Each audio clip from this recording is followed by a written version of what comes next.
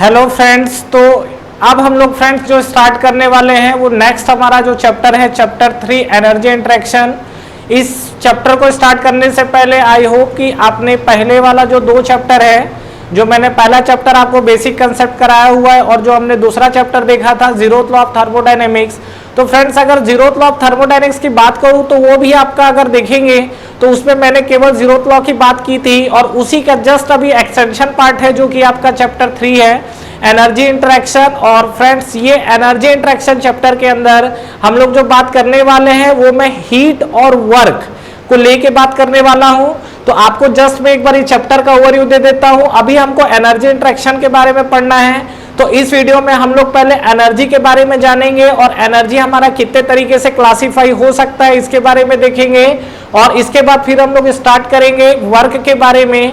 और जो हीट है, हीट करीब करीब 20 से 25% पार्ट हीट का हम लोग इस चैप्टर 3 में पढ़ने वाले हैं और इसी का आपका एक्सटेंशन पार्ट स्टार्ट हो जाएगा फर्स्ट लॉ ऑफ थर्मोडायनेमिक्स, जहां पर हम लोग हीट को जाके टोटली कंप्लीट करेंगे। तो फ्रेंड्स ध्यान रखिएगा इस चीज को कि अभी हम लोग जो है वो एनर्जी के बारे में है और इस चैप्टर में हम लोग काफी कुछ इंपॉर्टेंट चीजें डिस्कस करने वाले हैं। तो अभी तक अगर आपने प्रीवियस वीडियो नहीं देखा हुआ है, प्रीवियस चैप्टर नहीं देखे हुए हैं, तो एक बार जाके उस चैप्टर को जरूर विजिट करिए, देखिए, क्योंकि हो सकता है अगर वो चैप्टर आपके डाउट हो तो इस चैप्टर में आपको दिक्कत हो सकती है।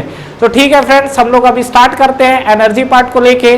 तो सबसे पहला चीज तो फ्रेंड्स ये आता है कि व्हाट इज एनर्जी। अगर मैं एनर्जी की बात करता हूं तो एनर्जी को हम लोग कैसे डिफाइन कर सकते हैं, तो बताइए how we can define energy. अगर हम लोग एनर्जी की बात करें तो सबसे पहला चीज it is ability to do work भी बोला जा सकता है, जो कि बहुत कॉमन ही आपका डेफिनेशन है, एबिलिटी टू डू वर्क। ये हमारे पास पहला एनर्जी के लिए निकल कर आया हुआ है। या हम लोग एनर्जी को और डिफाइन करना चाहते हैं तो हम लोग ये भी लिख सकते हैं क्या, it is ability to cause change, मतलब it is ability to cause change. ठीक है, मतलब किसी भी बॉडी के अंदर जो उसका जो भी प्रॉपर्टीज है, जो भी उसका चेंजेस है, उसका चेंजेस होने का कारण कहीं ना कहीं क्या है, आपका एनर्जी है। तो देखिए यहाँ पर हम लोग बात करते हैं ये एबिलिटी टू डू वर्क तो ठीक है आपका जो भी है, या एबिलिटी टू कॉज चेंज करने का क्या मतलब है समझते हैं यहाँ पर। जैसे मान लीजिए अगर मैं एनर्जी के अंदर बात करता हूं तो सपोज मान लीजिए कि ये मेरे पास कोई बॉडी है और ये मेरे पास कोई दूसरी बॉडी है। तो अगर ये 2 बॉडी है, अगर ये सराउंडिंग में रखी हुई है या दोनों बॉडी एक दूसरे के कांटेक्ट में आई हुई है, तो डेफिनेटली ये कुछ ना कुछ अपने साथ एनर्जी का इंटरेक्शन करेगी। वो जो आपकी एनर्जी है हीट के फॉर्म में हो सकता है, टेम्परेचर के साथ हो सकता है। अगर कोई बॉडी अगर मान लीजिए मूव कर रही है तो उसकी वेलोसिटी की लॉसेस हो सकती है, बहुत सारे फैक्टर्स हो सकते हैं। तो इसमें से अगर आपकी कोई बॉडी है और इसमें कोई भी अगर फैक्टर इन्वॉल्व होता है जिसके कारण इस बॉडी में इसके जो इनिशियल पोजीशन है उसके कंपैरिजन में जो चेंजेस दिखते हैं उसको हम लोग क्या बोल सकते हैं कि इसमें हाँ बॉडी के साथ एनर्जी का इंटरेक्शन हुआ है। तो अभी फ्रेंड्स जो हमने बात की है वो एनर्जी को लेके बात की है और इसमें मैं आपको एक चीज बहुत ही स्पेशली हाईलाइट तरीके से आपको बता देना चाहता हूं कि यहाँ पर जो मैंने हीट और वर्क का बात किया है, पहला चीज हीट और वर्क हम लोग अभी नेक्स्ट वीडियो में बात करने वाले हैं, लेकिन हीट और जो वर्क है it is not a energy. ध्यान रखिएगा, ये आपका जो हीट और वर्क है इट इज नॉट एनर्जी, ये आपकी एनर्जी नहीं है, बल्कि it is form of energy बोलेंगे इसको, या हम इसको बोल सकते हैं mode of energy, form of energy, और क्या बोला जा सकता है इसको, मोड ऑफ एनर्जी। ध्यान रखिएगा, तो ये अभी जो मैंने बात की है ये एनर्जी को लेके बात किया हुआ है कि इसको बिल्कुल आप नोट पे मार्क करके रखिएगा कि हीट और वर्क है। तो हीट और वर्क आपका एनर्जी नहीं होता है, हीट और वर्क एक्चुअली क्या है, एनर्जी का एक फॉर्म है या एनर्जी का एक मोड है जिसको हम लोग क्या बोलते हैं, just like a form of heat. जो वर्क है एनर्जी का फॉर्म आ गया। अब देखिए इसमें हम लोग आगे बात कर रहे हैं, तो इसमें अगर आप देखेंगे तो एनर्जी के क्लासिफिकेशन को हम लोग देख लेते हैं। तो आगे हम लोग बात करते हैं क्या, क्लासिफिकेशन ऑफ एनर्जी। तो देखिए इसमें क्या बात होने वाला है, ये जो आपका एनर्जी है इसका हम लोग अभी देखिए इससे हम लोग बात करने वाले हैं इसका क्लासिफिकेशन को लेके। तो देखिए बेसिकली जो हमारा एनर्जी है डायरेक्ट लिखते हैं, ये आपका 2 टाइप से क्लासीफाई होता है। एक आपका जो क्लासिफिकेशन होता है वो आपका होता है माइक्रोस्कोपिक प्रॉपर्टीज को लेके, और एक जो इसका क्लासिफिकेशन होता है वो होता है आपको मैक्रोस्कोपिक प्रॉपर्टीज को लेके। ये आपका जो सेकंड वाला है ये आपका है मैक्रोस्कोपिक प्रॉपर्टीज को लेके। तो ध्यान रखिएगा, मैं माइक्रो और मैक्रोस्कोपिक प्रॉपर्टीज के बारे में पहले भी बात कर चुका हूं। जो आपका माइक्रोस्कोपिक प्रॉपर्टीज होता है उसमें आपके क्या होते हैं, बहुत ही स्मॉल वेरिएशन, मतलब क्या एक एक मॉलिक्यूल का एनालिसिस किया जाता है, मॉलिक्यूल के साथ डील करते हैं। और जो हमारा मैक्रो है इसमें हम लोग क्या है ओवरऑल एवरेज बिहेवियर को लेके कंसीडर किया जाता है। तो अगर मैं फ्रेंड्स माइक्रोस्कोपिक को लेके बात करूं तो माइक्रोस्कोपिक के साथ हम लोग सीधा सीधा देखिए, ये अगर मैं इसको कैटेगराइज करता हूं तो ये आपके टोटली 4 पार्ट में कैटेगराइज होते हैं। तो कौन कौन सा पार्ट है, पहला अगर हम लोग देखेंगे तो ये आपका होता है that is the sensible heat. जो आपका फर्स्ट पार्ट है ये है आपका सेंसिबल हीट। इसका जो आपका सेकेंड पार्ट है इसको हम लोग क्या बोलते हैं, इसको हम लोग बोलते हैं लेटेंट हीट। जो इसका सेकेंड पार्ट है इसको हम लोग लेटेंट हीट बोलते हैं। तीसरा अगर इसमें हम लोग पार्ट देखेंगे तो ये आपका जो होता है ये आप केमिकल रिएक्शन बोल सकते हैं या केमिकल एनर्जी बोला जा सकता है इसको। तो ये आपका आ गया chemical energy.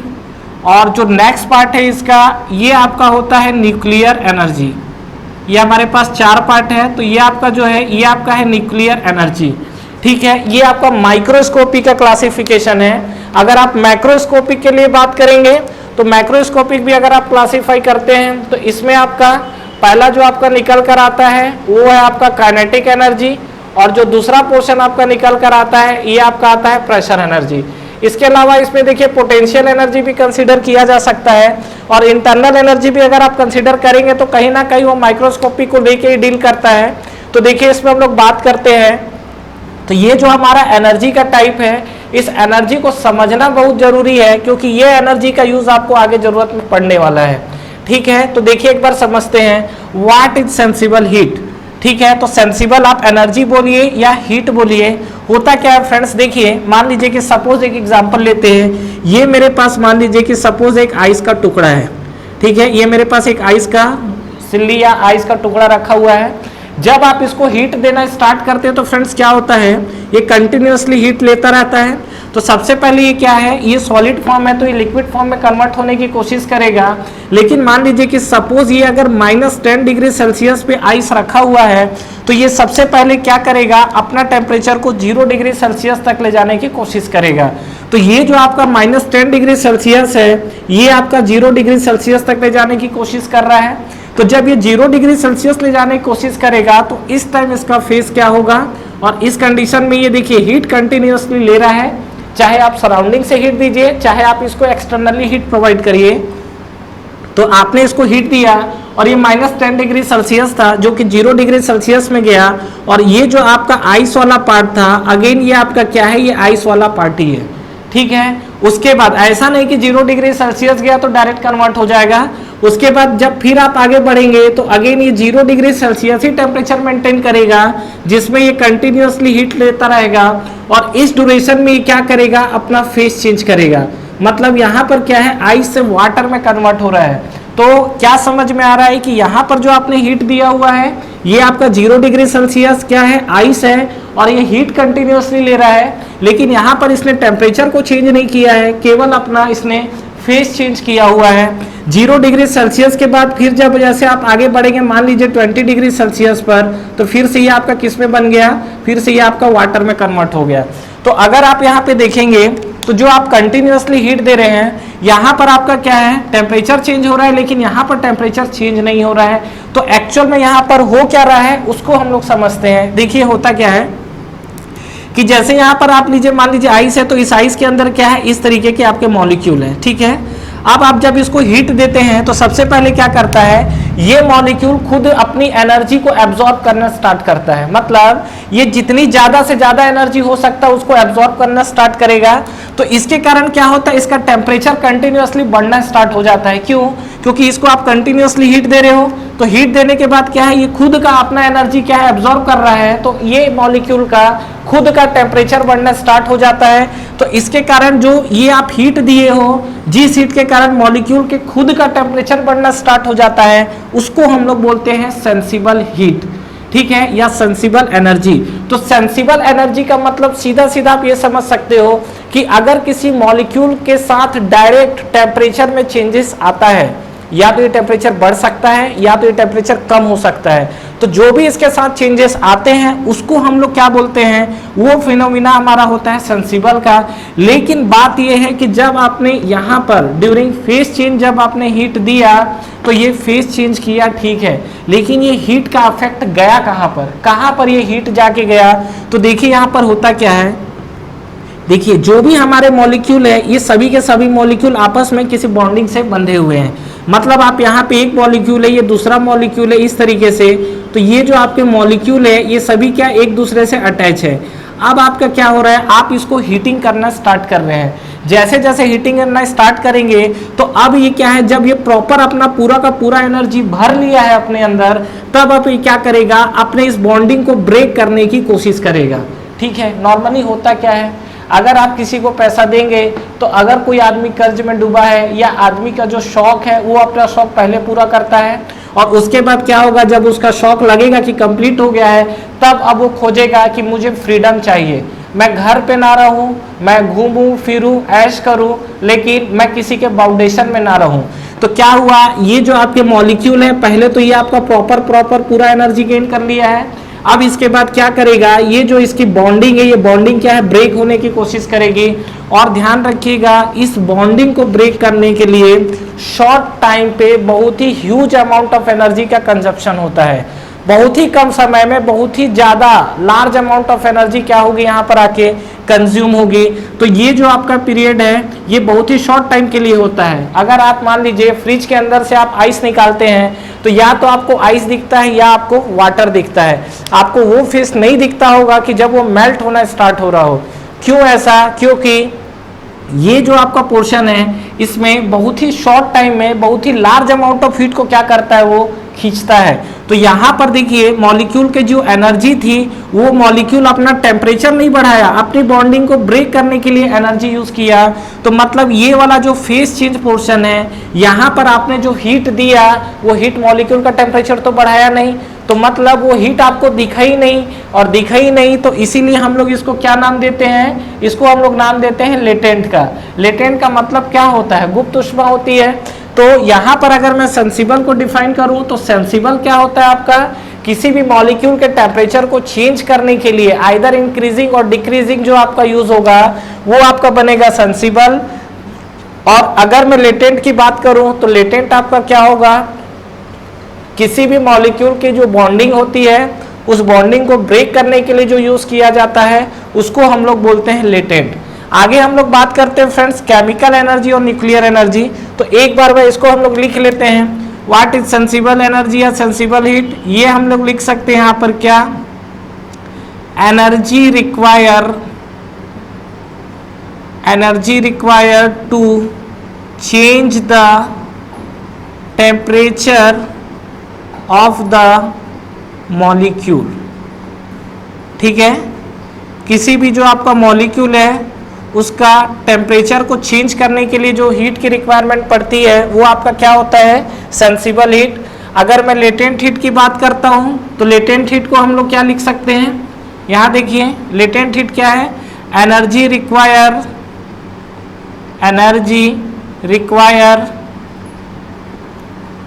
To break the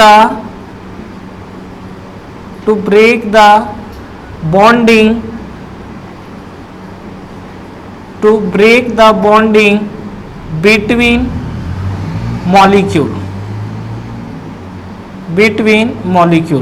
मतलब यहाँ पे अगर आप देखेंगे तो यहाँ पर energy require to break the bonding between the molecule, ये आपका जो डेफिनेशन है ये मैंने लिखा है लेटेंट हीट का, और ये जो आपका ये क्या है, सेंसिबल हीट का है। तो ध्यान रखिएगा, जो आपके बॉन्डिंग मॉलिक्यूल के बीच में जो बॉन्डिंग होती है उस बॉन्डिंग को ब्रेक करने के लिए जो आपके एनर्जी का कंजप्शन होता है उसको हम लोग लेटेंट हीट बोलते हैं। और अगर मैं बात करूं सेंसिबल का, तो किसी भी जो आपके मॉलिक्यूल होते हैं उस मॉलिक्यूल का इंड्यूस्ड टेम्परेचर इंक्रीज करने के लिए जो जरूरत पड़ती है उसको हम लोग क्या बोलते हैं, सेंसिबल हीट बोलते हैं। ठीक है, आगे हम लोग बात करते हैं केमिकल एनर्जी और न्यूक्लियर एनर्जी के बारे में। तो जो हमारे पास केमिकल एनर्जी होता है, केमिकल एनर्जी को आप कैसे डिफाइन कर सकते हैं, देखिए सीधी सी बात है, हम लोग केमिस्ट्री में नॉर्मली रिएक्शंस देखते हैं और हम लोग इंजीनियरिंग में भी काफ़ी सारे रिएक्शंस देखे हुए हैं। अगर आपका कोई भी मान लीजिए दो सब्सटेंस है आपस में मिलते हैं तो उसमें कुछ अमाउंट ऑफ हीट रिलीज होती है, एक्सोथर्मिक होता है या एंडोथर्मिक होता है, या उसमें हीट एब्जॉर्ब करेगा। तो ये सब जो हमारे रिएक्शंस हैं ये सब हमारे रिएक्शन केमिकल एनर्जी के अंदर आते हैं।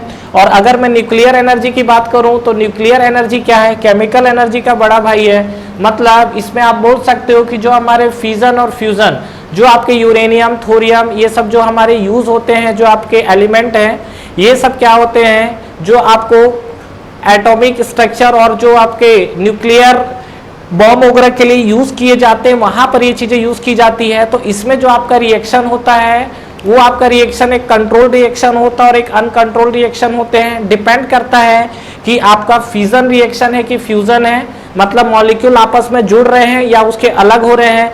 तो ये सब जो है बेसिकली आपका देखिए न्यूक्लियर एनर्जी क्या होता है, किसी भी एलिमेंट जो होता है उसके न्यूक्लियस में जो एनर्जी एब्जॉर्ब होती है उसमें बहुत ही ह्यूज अमाउंट ऑफ एनर्जी का कंजप्शन रहता है। तो वो एनर्जी जब रिलीज करता है तो उसको हम लोग बोलते हैं न्यूक्लियर एनर्जी।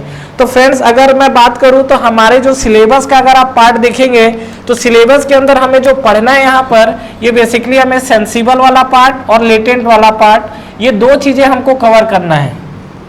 और ये दो चीजें हम लोग बहुत ज्यादा यूज भी आगे करने वाले हैं। लेकिन अगर मैं बात करूं केमिकल और न्यूक्लियर एनर्जी को लेके तो केमिकल और न्यूक्लियर एनर्जी हमको अभी नहीं पढ़ना है और ना ही हमें इसकी अभी जरूरत है। आगे हम लोग बात करते हैं फ्रेंड्स मैक्रोस्कोपिक स्ट्रक्चर को लेके। तो जो यहाँ पर मैक्रोस्कोपिक स्ट्रक्चर है इसमें काइनेटिक एनर्जी, प्रेशर एनर्जी और पोटेंशियल एनर्जी है। तो सीधा सीधा आप इसमें समझ लीजिए क्या, जैसे हम लोग काइनेटिक एनर्जी है तो काइनेटिक एनर्जी को हम लोग क्या लिखते हैं, इसका हम लोग इक्वेशन जो आपका फॉर्मूला होता है हाफ mv स्क्वायर। कहने का क्या मतलब है कि मान लीजिए अगर किसी बॉडी के पास मास है और अगर उसके पास मान लीजिए वेलोसिटी है तो उस केस में उसके पास जो एनर्जी होगी वो कौन सी एनर्जी होगी, काइनेटिक एनर्जी होगी। तो काइनेटिक एनर्जी को अगर हमको डिफाइन करना हो तो अगर किसी बॉडी के पास मास है, वेलोसिटी है तो हम उसको बोल सकते हैं काइनेटिक एनर्जी है। आगे हम लोग बात करते हैं फ्रेंड्स प्रेशर एनर्जी को लेके। तो प्रेशर एनर्जी को हम लोग कैसे डिफाइन कर सकते हैं, ऐसे अगर आप देखोगे तो पोटेंशियल एनर्जी जो होता है वो mgh होता है। लेकिन अगर मुझे प्रेशर एनर्जी को डिफाइन करना हो तो कैसे डिफाइन कर सकते हैं, सोचिए। देखिए बात करते हैं, मान लीजिए सपोज आप अगर फ्रीली मूव कर रहे हैं तो आपके पास कुछ काइनेटिक एनर्जी होगा। लेट अस एग्जांपल लिख लीजिए, आप मान लीजिए 100 किलो जूल काइनेटिक एनर्जी से आप अपनी एनर्जी को मेंटेन करके मूव कर रहे हैं, ठीक है। आपकी कुछ वेलोसिटी कांस्टेंट है और वहां पर आपके पास 100 किलो जूल की काइनेटिक एनर्जी है। अब आपने क्या किया, एक डैश को सामने लाया और उसके बाद आप उसको धक्का देके आगे बढ़ रहे हैं। तो मान लीजिए कि आपकी जो वेलोसिटी इनिशियल में थी आप उसी वेलोसिटी को कंटिन्यू मेंटेन करना चाहते हैं। तो जो दो आपका चल रहा था मतलब 100 किलो जूल की जो एनर्जी चल रही थी, अब आपको ज्यादा एनर्जी की नीड पड़ेगी। तो मान लीजिए कि अभी आपको 150 किलो जूल की एनर्जी की रिक्वायरमेंट हो रही है। तो पहले आपका 100 किलो जूल एनर्जी का रिक्वायरमेंट था और अभी आपका 150 किलो जूल एनर्जी का रिक्वायरमेंट है। तो इसमें जो 50 किलो जूल की एनर्जी आपकी अलग से कंज्यूम हुई है, इस 50 किलो जूल की एनर्जी को हम लोग कौन सी एनर्जी बोलेंगे, प्रेशर एनर्जी बोलेंगे। समझ में आया होगा जो मैंने आपको एग्जांपल दिया है। अब इसी एग्जांपल्स को मैं मॉलिक्यूल से आपको रिलेट करके बता रहा हूं डायग्राम के थ्रू कि ये देखिए आपका कैसे रिलेट होगा। तो मान लीजिए कि सपोज मैं कोई बॉडी कंसीडर कर रहा हूं, मान लीजिए कि सपोज ये मेरे पास कोई बॉडी है तो इसके अंदर आपके नंबर ऑफ मॉलिक्यूल है। तो ये आपके मान लीजिए ये नंबर आपके मॉलिक्यूल हैं। तो हर मॉलिक्यूल के पास क्या है, कुछ ना कुछ वेलोसिटी होगी, क्योंकि अभी हमने पिछले चैप्टर में क्या देखा हुआ है कि दुनिया में अगर कोई भी बॉडी है तो उसके पास कुछ ना कुछ टेम्परेचर है और जो भी टेम्परेचर है उस मॉलिक्यूल के मोशन के कारण है, ठीक है। ये आपका काइनेटिक एनर्जी थ्योरी भी बोला जाता है, इसको हम लोग आगे भी पढ़ेंगे। तो यहाँ पे फ्रेंड्स अगर मैं बात करूं तो यहाँ पर देखिए क्या होगा, ये जो आपका मॉलिक्यूल है ये आपका इस तरीके से मॉलिक्यूल की जो बॉन्डिंग है, ठीक है। तो मॉलिक्यूल तो यहाँ पर आपका मूव कर रहा है, तो अगर मॉलिक्यूल मूव कर रहा है तो डेफिनेटली इसके पास कौन सी एनर्जी हो गई, हाफ mv स्क्वायर है, मतलब इसके पास काइनेटिक एनर्जी हो गई। अब क्या है, जब ये मॉलिक्यूल मूव करेगा तो दूसरे मॉलिक्यूल को जाके धक्का मारेगा, टक्कर देगा। तो ये डिपेंड करेगा कि मॉलिक्यूल को किस तरीके से धक्का मार रहा है, ठीक है, और कितनी एनर्जी ट्रांसफर कर रहा है। अगर ये मॉलिक्यूल फ्रीली मूव करता तो मान लीजिए कि इसके पास जो भी है, मान लीजिए कि 50 किलो जूल की एनर्जी थी, तो जब ये धक्का मारेगा तो शॉर्ट टाइम में अपनी कुछ अमाउंट ऑफ एनर्जी उसको ट्रांसफर कर देगा। तभी तो सामने वाले मॉलिक्यूल को जर्क फील होगा। तो मान लीजिए कि ये सपोज 20 किलो जूल की एनर्जी को क्या कर दिया, इसने ट्रांसफर कर दिया, मतलब उसने मॉलिक्यूल को ट्रांसफर कर दिया।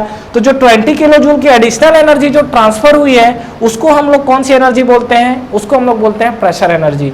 ठीक है फ्रेंड्स, तो ये जो काइनेटिक एनर्जी है मॉलिक्यूल के मोशन को लेके है, और जो आपका प्रेशर एनर्जी है वो एक मॉलिक्यूल जब दूसरे मॉलिक्यूल से टकराता है तो उसके अंदर कितनी एनर्जी का ट्रांसफर वो दूसरे मॉलिक्यूल को कर रहा है, ये डिपेंड करता है।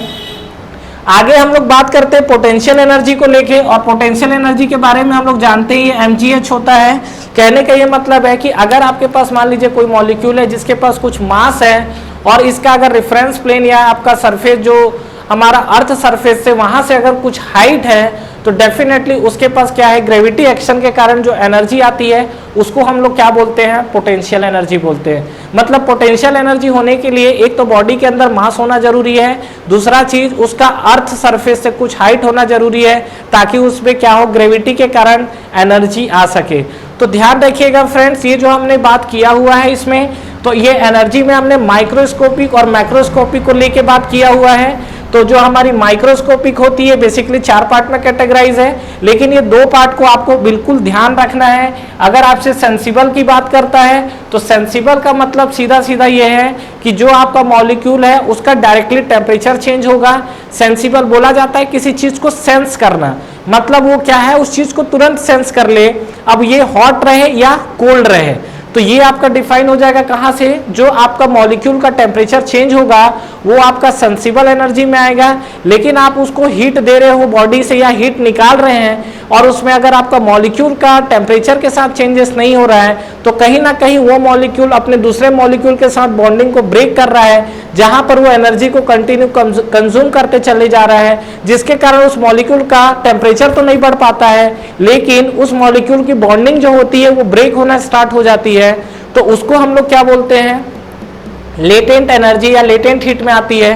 तो फ्रेंड्स ये चीज को ध्यान रखिएगा, ये चीज आपको आगे यूज पड़ने वाला है। फ्रेंड्स हमारा ऑनलाइन टेस्ट सीरीज स्टार्ट हो चुका है SSC JEE के लिए, जिसको आप बिल्कुल ज्वाइन कर सकते हैं।